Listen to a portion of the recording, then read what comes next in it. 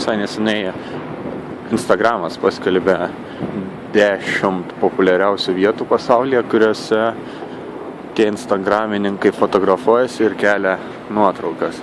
Tai viena iš vietų buvo Niujorke ir tai vadinasi High Line. Štai ten priekyje yra viso to dalyko pradžia ir mes pamėginsim ten užlipti ir kiek aukščiau pavaikščioti virš visų, kas yra ant žemės. Nuotraukų Instagramą nekelsiu ir netaginsiu tos vietos, bet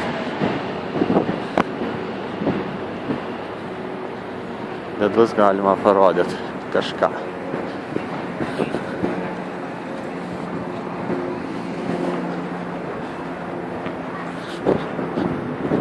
O nekelsiu vien dėl to, kad aš net neturiu to Instagramo ir net nežinau, net nemanau, kad man jo reikia.